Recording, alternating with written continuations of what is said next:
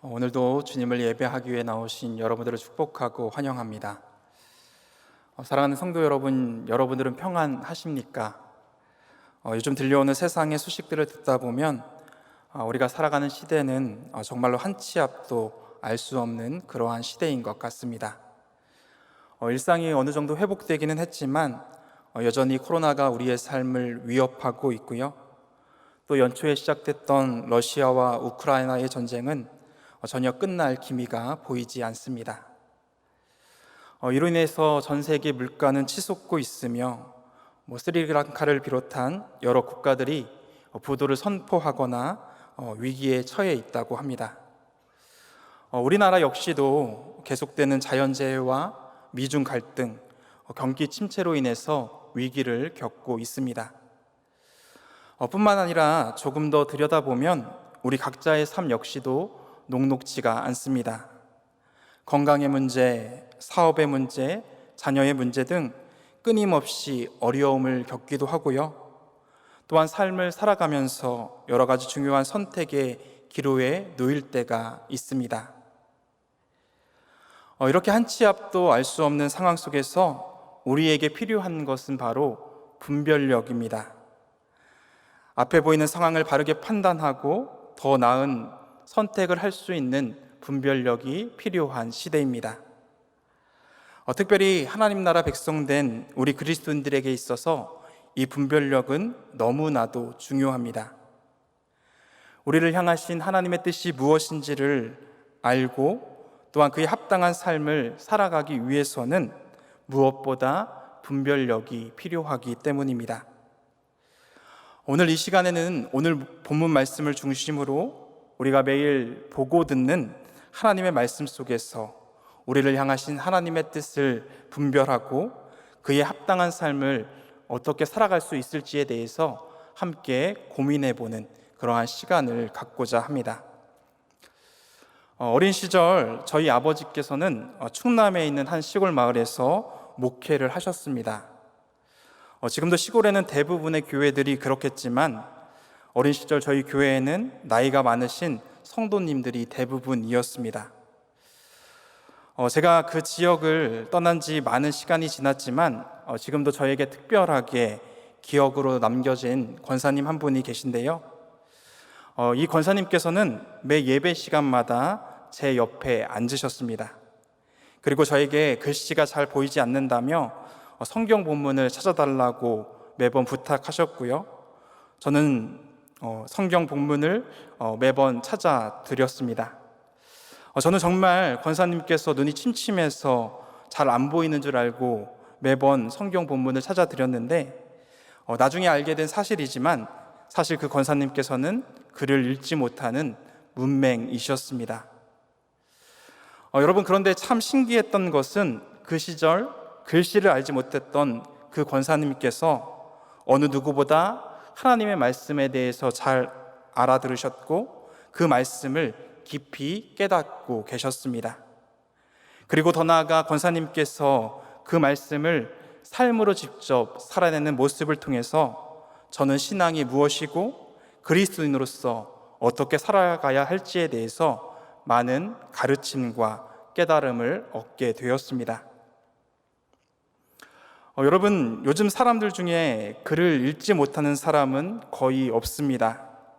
그리고 누구나 원하면 언제 어디서든지 하나님의 말씀을 읽을 수가 있고요. 또한 텔레비전이나 인터넷을 통해서 유명한 목사님의 설교를 언제든지 들을 수도 있습니다. 심지어 가까운 서점에 가보면 말씀과 관련된 책과 주석들을 쉽게 찾아볼 수 있는 그러한 시대 가운데에 우리가 살아가고 있습니다. 하지만 정작 가장 중요한 것을 우리는 놓치고 살아가고 있는 듯 보입니다. 하나님의 말씀을 읽기는 읽고 듣기는 듣지만 그 안에 담겨져 있는 진정한 의미를 깨닫지 못하고 그 뜻을 깨닫지 못한 채 살아가고 있는 그리스도인들이 너무나 많기 때문입니다. 그래서 때로는 예수님의 제자들처럼 이렇게 반문하기도 하는데요. 요한복음 6장 60절의 말씀입니다. 제자 중 여럿이 듣고 말하되 이 말씀은 어렵도다. 누가 들을 수 있느냐 한대. 사람들은 때때로 하나님의 말씀이 읽는 것이 어렵고 또한 그 말씀을 깨닫는 것은 더 어렵다라고 이야기합니다. 하나님의 말씀이 무엇을 의미하는지 분별하기가 어렵고, 그러므로 자신의 삶 속에서 하나님의 뜻대로 살아가는 것은 더더욱 어렵다라는 의미입니다.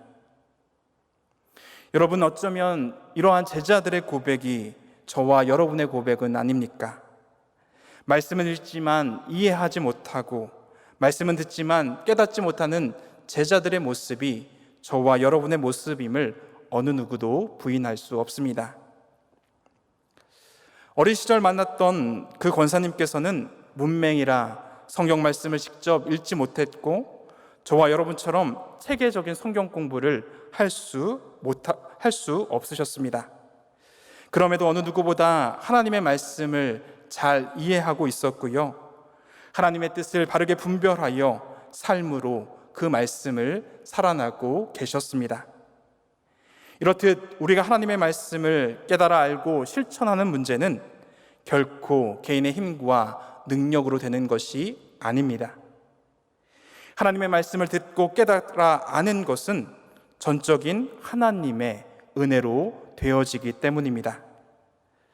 누가복음 24장에도 보면 부활하신 예수님께서 제자들을 찾아가셔서 성경에 기록된 의미가 무엇인지를 하나하나 풀어주십니다. 그리고 이어지는 누가복음 24장 45절 말씀에 보면 다음과 같이 기록되어져 있습니다. 누가복음 24장 45절의 말씀입니다. 이에 그들의 마음을 열어 성경을 깨닫게 하시고. 누가는 예수님께서 제자들의 마음을 열어 성경을 깨닫게 하셨다라고 기록하고 있습니다. 예수님께서 전해주시는 말씀을 이해하기 어렵다라고 이야기했던 제자들의 마음을 주님께서 활짝 열어주시자 성경이 말하고자 하는 의미를 제자들이 깨닫게 되었습니다. 사랑하는 성도 여러분, 달고 오묘한 하나님의 말씀을 인간 스스로 깨달아 알기는 어렵습니다. 아무리 뛰어난 지식을 가진 자라도 주님께서 그 마음의 문을 열어주지 않는다라고 한다면 그 말씀 안에 담겨진 진정한 의미를 깨달아 알 수 없기 때문입니다. 그래서 실제로도 지식이 뛰어난 사람들이 성경의 말씀을 분석하고 연구하지만 성경 말씀 속에 담겨진 하나님의 말씀을 깨닫지 못하고 믿지 못하는 경우들이 종종 있습니다.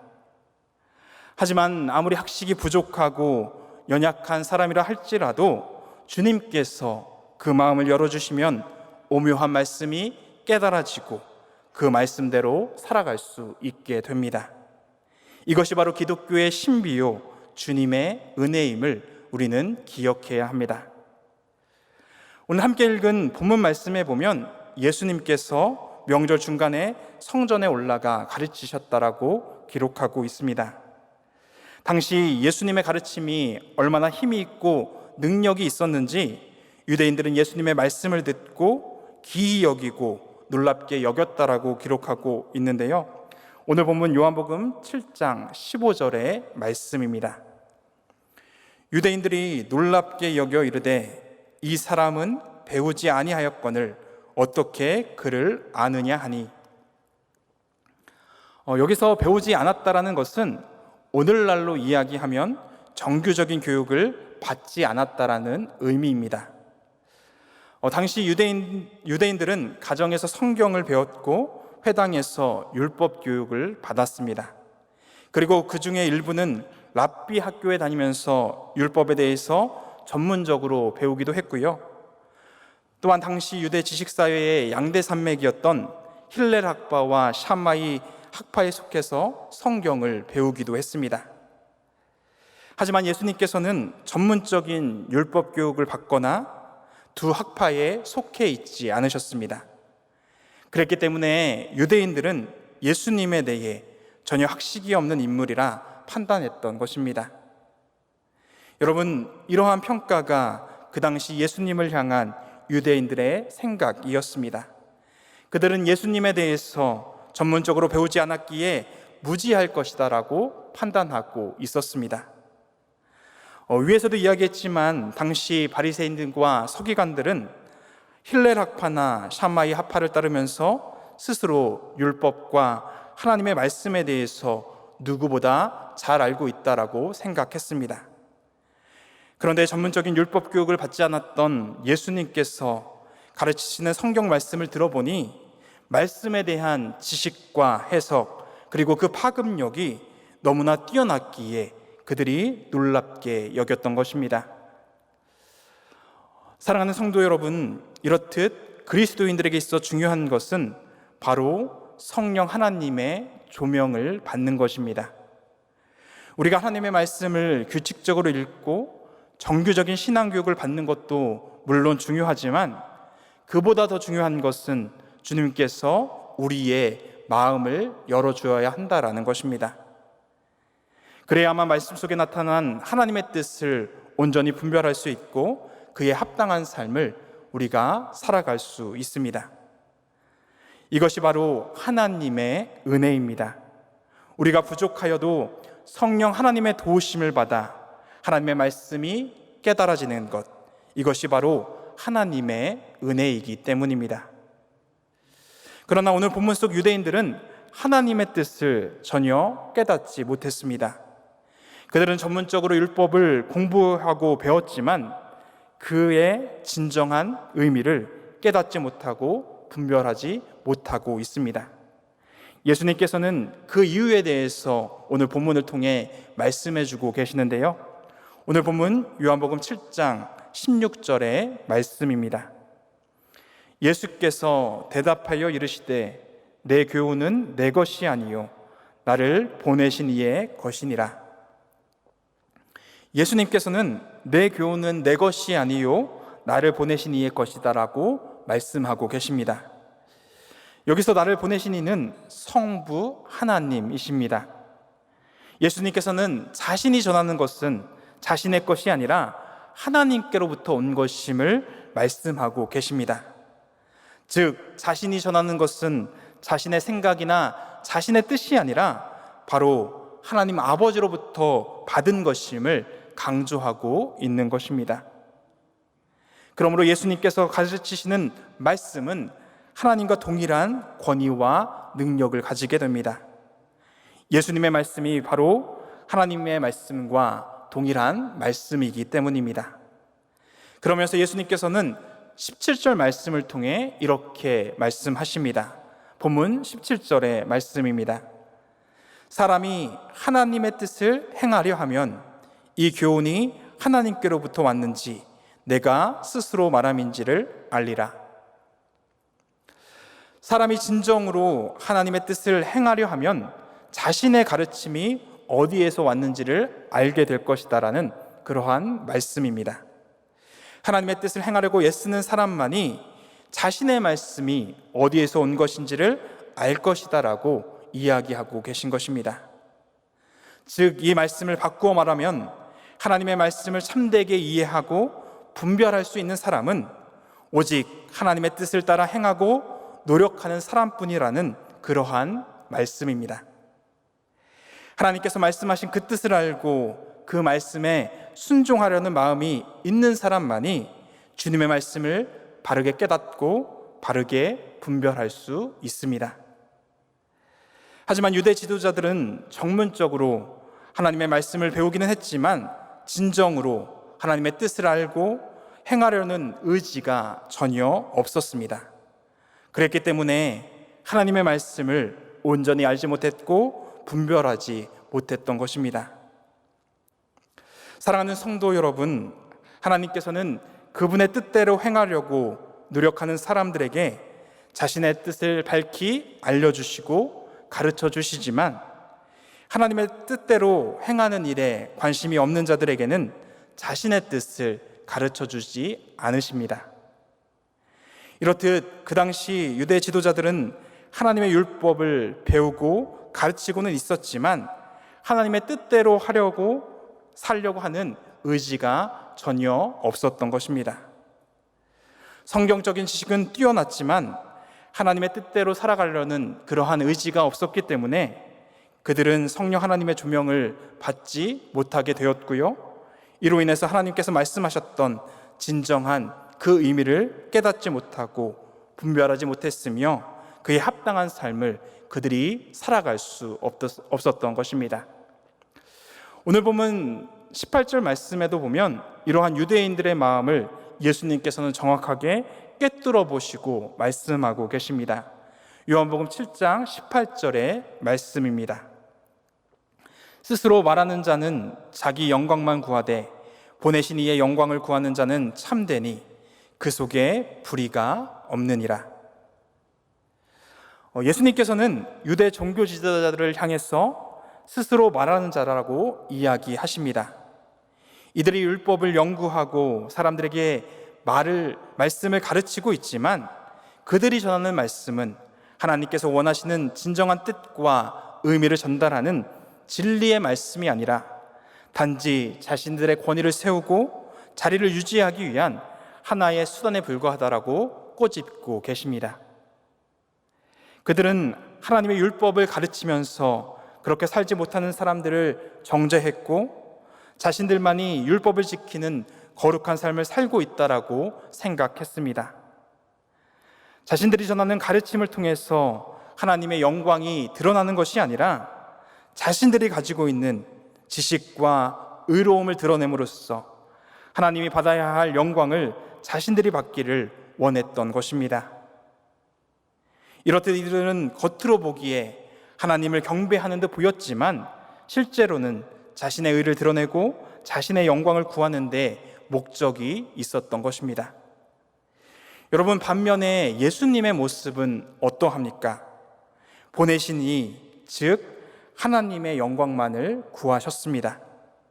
예수님께서는 하나님 아버지의 뜻을 이루며 그분의 영광을 위해서 이 땅에 오셨고 그에 합당한 삶을 이 땅 위에서 사셨습니다. 그러므로 예수님께서는 그 마음속에 전혀 불의가 없으신 분이십니다. 여기서 불의란 겉으로는 하나님의 말씀을 안다라고 이야기하면서 삶 속에서는 자신의 뜻대로 자신의 영광을 위해 살아가는 사람을 의미하고 있습니다. 위에서 살펴본 유대 지도자들의 모습이 하나님 앞에서 깨끗하지 못한 불의한 자들의 모습이었습니다. 사랑하는 성도 여러분, 그렇다면 여러분의 신앙의 모습은 어떠합니까? 교회 안에서 성경 말씀도 배우고 여러 가지 종교 활동도 하고 있지만 하나님의 뜻대로 살아가려는 의지가 전혀 없지는 않으신가요? 그러다 보니 성경의 지식은 쌓이고 있고 그 말씀을 통해 진정한 하나님의 참뜻을 알지 못한 채 살아가고 있지는 않는지 우리의 삶을 돌아보아야 합니다. 여러분, 이러한 모습이 우리 안에 있다라고 한다면 이 모습이 하나님께서 보시기에 불의한 자의 모습임을 반드시 기억해야 합니다. 우리가 도덕적으로 잘못하고 다른 이들에게 죄를 범한 것만이 하나님께서 보시기에 불의한 자의 모습이 아니라 하나님의 뜻대로 살아가고자 하는 그 마음이 없는 것이 바로 불의한 자의 모습임을 우리는 반드시 기억해야 합니다.